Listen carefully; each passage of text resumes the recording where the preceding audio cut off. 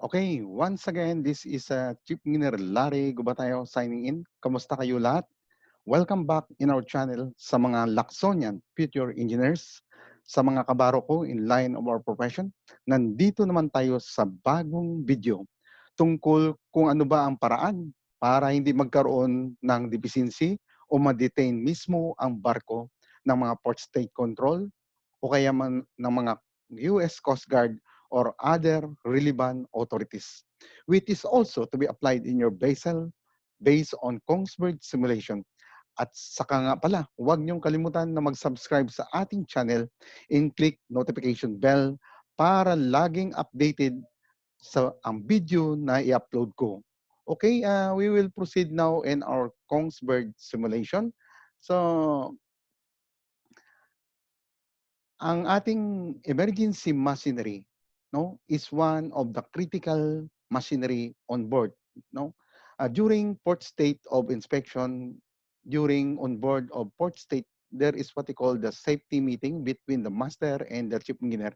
So ano ba ang tatanungin ng port state control, no? Hihingi siya ng mga critical machinery na or equipment na dapat titistingin. So in case of malfunction, may posibilidad na magkaroon ng deficiency o magkaroon ng ma-detain ang inyong barko. So nandito tayo ngayon sa tawag na emergency generator, no? Sa ating pinag-aralan na nakaraan, ito ay isa sa mga machinery or critical machinery na in case of blackout, then this machinery will take over in the event of malfunction of the diesel generator, no? Generator number one or number two. So before we proceed our scenario regarding about the inspection of port state control, we have to supply first our what we call the diesel oil service tank. But before that, before filling up of this diesel oil to service tank, the proper procedure before entering the emergency generator is you have to switch on the ventilation fan in order to ventilate the fumes inside the enclosed space. No, there is also the preparation of the checklist also, and you have to check also the condition of this emergency rooms. Okay? So, pagtapos natin ng ventilasyon no, for at least 5 minutes, that's the time na kailangan pumasok na ang port state control sa ating emergency generator room. Kailangan nila ng proper PPE. Ano bang kailangan na PPE nila? Kailangan nila ang tawag na ang PPE na mag-protect sa ating tenga. Ano ba 'yun? No, 'yun ay tawag na protection para sa ating air drum. No, there is what we call the air protection that is about 25 decibel which cannot distract or destroy your air drum. So, kasi kung bakit, pag nasa loob ka mismo ng emergency generator nito, ay napakaingay ng makina. Okay, no? Kailangan na natin na pandarin ang ating emergency generator. So, buksan natin ulit ang ating diesel service tank at saka ang atin na lube oil samtang. So, nakita nyo, no? At least i-maintain natin ang level, no? Sa ating pinag-aralan nakaraan, ang emergency tank, no? At least sa 90% na ito ay mag-sustain ng 18 hours during, no? Abandoned ship or in navigation in case of trouble of the vessel. Okay? So, at least no, may kompleto na tayo.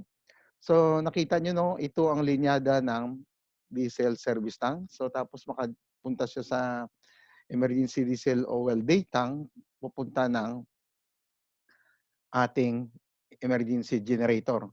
So, take note nga i-prepare din natin ang atin na freshwater system. So, kailangan natin mag-make up sa atin na cooling, no, sa atin heat exchanger or radiator to avoid also overheat. So nakita nyo, no, may cooling water pump that is fitted and the emergency generator in case of starting of the engine. So na-line up na natin ang press water, ang diesel natin, no? So kailangan natin, no, ang tawag na sa ating emergency compressor na kailangan natin na kargahan by means of hand pump, at least na umabot siya ng, no, 150 or 200 bar, it is equivalent to, no, 20 MPa or megapascal. So, in the meantime, nagkakarga tayo dito ng emergency air compressor. Makita natin ang ating voltage is, no, pwede na din siya para paandarin. So, sa binanggit ko nakaraan, ang pagpaandar ng emergency generator ay sa paraan ng, no, starting air or battery. So, nakita nyo, no, ang linyada ng starting air pupunta sa starting motor, no? In order to start the emergency generator, no? Ang purpose niya para ikutin yung flywheel para umandar. So at least umabot na ng 200 bar na off na natin. So either ang pag-start natin, pwede natin mandarin by air starting or by battery starting. So take note, who is in charge of this emergency generator? The overall in charge is naturally is the chief engineer, but the assigned engineer is the third assistant engineer or fourth engineer. So during Saturday inspection, the port engineer inspected of the safety devices of in its alarm as well their performance. No, also he also checked the battery condition of the water level as well the specific gravity and also the voltage. So at least, no, kompleto na tayo, may voltage na tayo, may starting air na tayo, pero papandarin natin sa paraan ng, no, ating battery. So all we have to do is to put in manual position. Then we have to start in the engine control room. Engine control. So before starting, naturally we have to turn the open turning gear by opening its individual disc cap. So put in manual position engine control. Then we have to start our engine. So tingnan natin, no? So during wet skipping of the starting of the engine, we have to check also the pressure, temperature, and also the fuel oil pressure gauge in its working condition. We have to check also the fuel leakage as well the noise and also the vibration. So that's a good, no, what we call one of the criteria of the engineer, no, during watch keeping, no, to be a good vigilant engineer. So nakita natin at least umabot na ng ating RPM with the maximum RPM. So kailangan na natin na i-synchronize, no? So before synchronization, no, may mga alarm tayo, pwede natin na i-reset.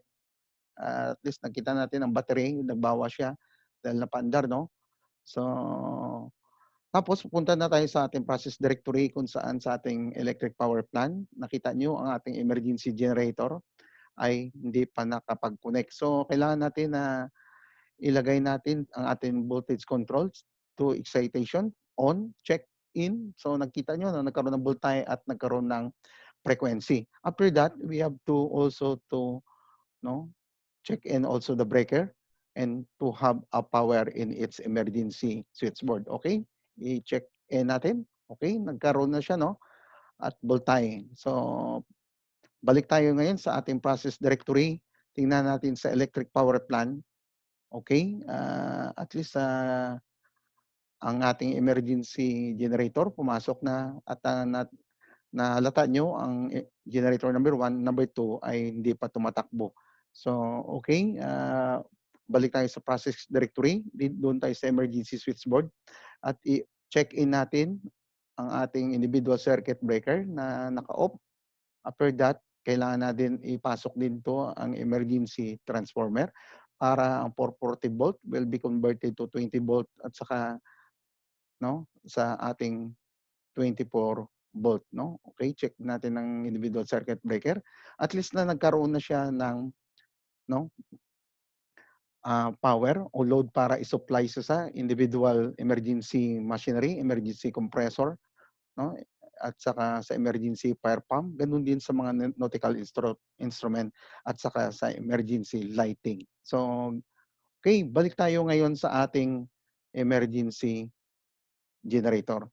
Okay, during starting of emergency generator, take note that kailangan na umandar siya ng agad, no? Pag hindi siya umandar, ay kailangan na inspeksyonan kung ano talaga ang problema. Kasi kung bakit, pag once na hindi umandar ang inyong emergency generator ng dalawa at tatlong beses, pwede kayo na magkaroon ng deficiency sa port state control or U.S. Coast Guard or other relevant authorities that will inspected in your vessel. So that is one of the emergency equipment or machinery on board. No, another is what you call the bilge water tank. So the bilge water tank have their own no switch float individually. So ang purpose ng port state control is to check if the high level is activated. Ang purpose niya para malaman kung activated kasi kung bakit once na bumaha ang tubig sa engine room, pwede pala maglubog ang barko. So we have to open this valve individually and go to the dirty sludge tank and back to bilge pump. So start natin ang ating bilge pump, no? Either by automatic control. So ibalik natin sa ating no sa ating build system. So makita nyo may tawag na build separators. Isa din to ang chine-check ng port state control na dapat na kailangan ang inyong bilge water separator equipment ay gumagana ng 15 ppm, what we call the 15 parts per million. Ang purpose ng bilge oil separator is to separate water, sludge, no, and dirty and other contaminants, no, to avoid marine pollution. So take note, during import, the bilge water separator will not be operated unless by its only circulation. No? So nakita niyo yung valve nyo, no? Ito ang tawag na circulation. So once ang mag-activate ang solenoid valve nito, automatically ang dirty oil will return back to the dirty sludge tank. Okay, at least no, nakita niyo no, mayroon pa mga inspection ng port state control halimbawa na makita natin dito sa process directory kung saan dito sa main engine no, chine-check niya din ang fuel oil leak maliban sa tawag na oil mist no alarm. Chine-check niya no individually kasi kung bakit para hindi magkaroon ng no explosion sa makina at hindi magkaroon ng oil pollution sa makina. So ganun din sa ating auxiliary engine or diesel generator, meron din siya dito sa fuel oil leak no. Tinitest din yan no. It is activated kung talagang gumagana to avoid marine pollution or oil pollution no sa barko. Okay, at least nakakuha naman kayong ideya sa ating ngayon kung paano pala ang dahilan no para o anong paraan para hindi magkaroon ng deficiency or what we call magkaroon ng detain ang inyong barko during inspection of port state control. So once again, this is Chief Engineer Gubat